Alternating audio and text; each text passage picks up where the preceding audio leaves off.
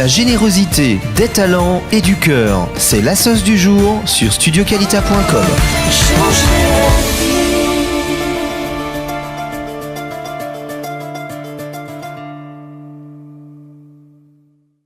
Salut à tous, bienvenue. On est ravis de vous retrouver. Je suis avec Chaim Salfati. Bonjour Chaim. Bonjour. Merci d'être venu pour nous parler de votre, on va dire, mouvement, association, enfin on peut dire plein de choses, Kraf Shalem et votre nouveau projet pour l'été, Colobus. Alors voilà, Kraf Shalem, ça existe depuis déjà 1 an. 2 ans. 2 ans, voilà. On voudrait en savoir plus, en fait. Pourquoi vous avez créé, vous appelez ça un mouvement pour la jeunesse, en gros. Et on aimerait savoir comment c'est parti, en fait, tout ça. Grâce à qui, avec qui, et comment ça marche, tout simplement. Alors, le Kraf Shalem, comme vous dites, c'est un mouvement. C'est pas seulement un mouvement de jeunesse, mais c'est vrai qu'on s'est spécialisé dans la jeunesse ces derniers temps. Grâce à qui? Alors, déjà, il y a plusieurs personnes. Il y a le Rav Dinovitch, et 4 autres personnes à part moi. Pour les citer très rapidement, Dov, Michael, Hillel Waknin et le Rav Jérémy Hazar. Donc, en un mot, le Kraf Shalem, c'est une mentalité de construction, tout simplement. Parce que quand on pense Kraf Shalem, on voit Kraf Maga. Exactement. On est loin ou on est prêt? On est prêt. D'accord. Maintenant, en dehors, le Krav Maga, c'est vrai qu'on l'utilise. Pourquoi on l'utilise? Parce qu'une des mentalités de construction, justement, un des fondements, c'est de pouvoir, c'est un mouvement religieux déjà, c'est de pouvoir servir, c'est de pouvoir servir Hachem. C'est le corps et l'esprit, en fait. Voilà, le corps et l'esprit. Une âme forte dans un corps fort dans une âme forte plutôt, dans le sens où on veut faire en sorte qu'on serve, en tout cas qu'on fasse notre travail d'une façon forte et pas par faiblesse. Par exemple, pour donner un exemple pour me faire comprendre, on peut par exemple dans notre vie de tous les jours dire oui parce qu'on ne sait pas dire non. D'accord, par faiblesse, parce qu'on a peur du regard des autres, etc. C'est aussi apprendre à faire des choix. Et on peut aussi faire du bien par choix. Alors, ce qu'on vise, c'est pouvoir construire, faire en sorte de renforcer pour que les gens puissent choisir de faire du bien et pas que ce soit quelque chose qui soit fait par, par faiblesse, vous avez dit, ou par peur, parce qu'on n'ose pas s'affirmer, en fait, voilà. Tout simplement. Alors, vous faites, on a compris, des cours de sport. Je crois que vous occupez d'une 30aine d'enfants toutes les semaines sur Jérusalem. Oui, tout à fait. Alors, à peu près. Dans quel quartier? Alors, c'est dans le quartier de Baka. D'accord. On a d'autres quartiers aussi où on fait d'une façon plus individuelle. C'est-à-dire, on fait aussi des cours de sport, du coaching pratique. D'accord, en privé. D'accord. Ce cours de sport, il est fait en 3 parties. D'accord, c'est pas un cours de sport simple. Le cours de sport, il dure 1 heure, mais on commence toujours. Il y a une stratégie en fait d'éducation qui vise à re-responsabiliser l'enfant, d'accord, pour lui faire comprendre, lui redonner le sentiment qu'on a besoin de lui, d'accord. Donc déjà, ça enlève quelque chose, ça enlève un risque de dérive. Dès qu'il sent qu'il est important, on enlève déjà un certain pourcentage de risque de dérive. Alors, sur le terrain, comment ça se passe? Ce cours de théorie, ça peut être une formation de premier secours. Ça peut être comment réagir en cas de tremblement de terre. Il sait qu'il est important pour sa famille parce que c'est lui qui réagira. Donc, ce n'est pas seulement des cours de sport classiques, même des cours de Krav Maga, mais il y a de nombreuses activités en fait, qui se rajoutent à ça, c'est ça? Exactement. Alors, dans cette activité, par exemple, je vais donner un exemple très simple. Un enfant, il part avec sa mère à un mariage. Il revient du mariage, il y a le pneu qui a crevé. Et il doit savoir changer ce pneu. Donc, on a aussi des cours avant le cours de sport. Comment faire des cours de mécanique, par exemple. Non, mais vous êtes bien, hein? Les mamans vont vous aimer. Elles nous adorent. D'accord, donc on inscrit son fils au cours de sport et puis on le retrouve sportif, mais aussi mécanicien. Voilà, qui sache se débrouiller dans n'importe quelle situation de la vie. Déjà, ça le renforce au niveau intérieur. Il se sent utile. Ensuite, le cours de sport, c'est un keli, c'est un outil, plus que le cours de sport en lui-même, pour lui apprendre à se dépasser. D'accord? De savoir aussi, dans les moments difficiles, comme vous pouvez le voir un peu dans le film sur le site, dans les moments difficiles, de rester solidaire. Parce que ce n'est pas dans la facilité, ce n'est pas avec un café et une canette de coca qu'on est testé, qu'on sait qui on est.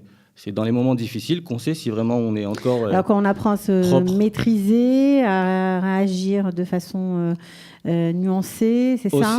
Aussi. Mais surtout dans les moments, par exemple, je vais donner un exemple d'exercice. Ils sont tous sur les poids en position de pompe, d'accord, Ok. et il y en a un par un qui doit aller boire, Ok. d'accord. Donc en fait, il est conscient que les autres, ils attendent quand il va boire. Donc D'accord, vous apprenez aussi la solidarité. exactement, Ça vous vient de votre parcours personnel, ça?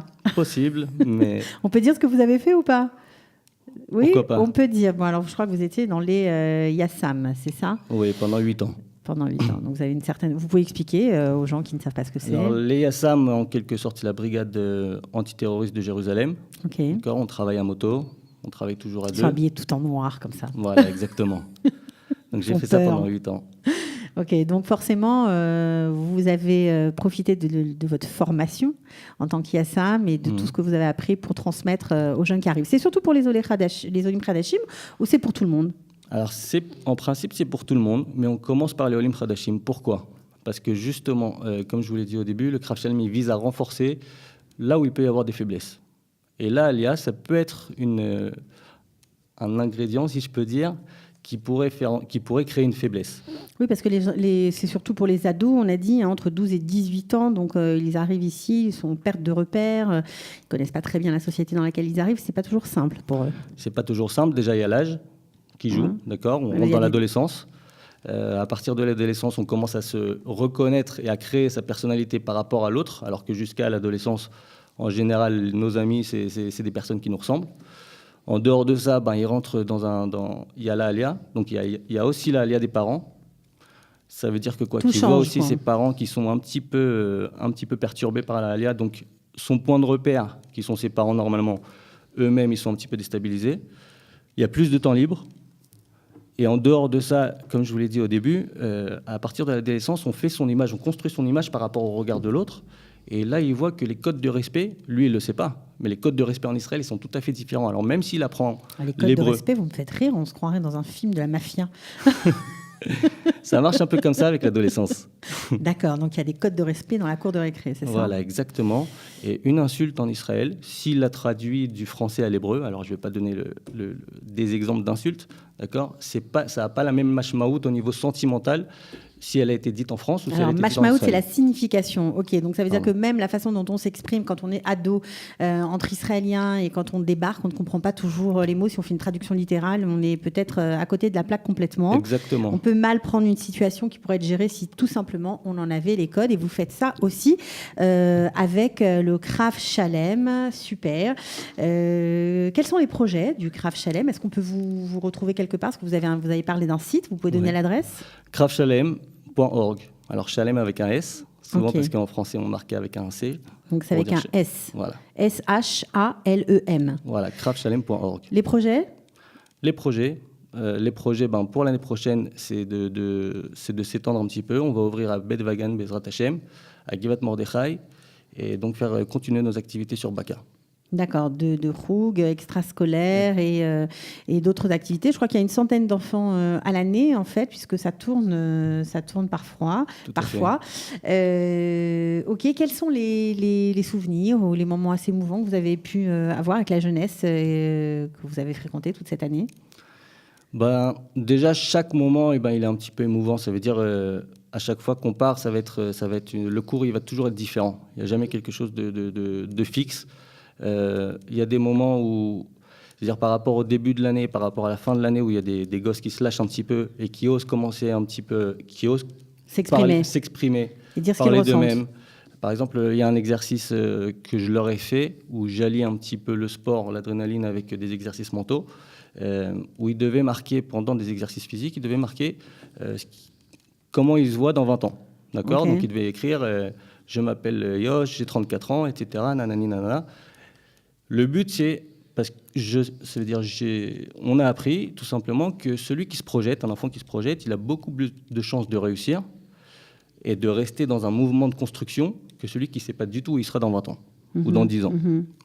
Donc déjà, il y a un but dans cet exercice-là. Et oui, alors au niveau émouvant, oui, c'est de voir la différence entre ce qu'ils ont écrit au début de l'année et entre ce qu'ils écrivent à la fin. Donc, par exemple, au début, je voyais des blagues, rien du tout, ou bien, je ne sais pas, chef de la mafia, etc., des choses comme ça.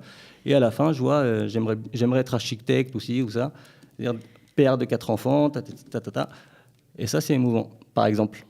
Ouais, ok, bah c'est joliment dit. Merci beaucoup, Chaim. J'ai oublié votre nom de famille. Salfati, pardon. Donc, Chaim, merci. Donc, si vous êtes intéressé par les cours, tout simplement, des cours de sport, mais pas que, on l'aura compris, eh bien, vous pouvez vous connecter sur craftshalem.org. Merci d'être venu. Ciao. Ciao. Merci. Tu veux dire quelque chose ?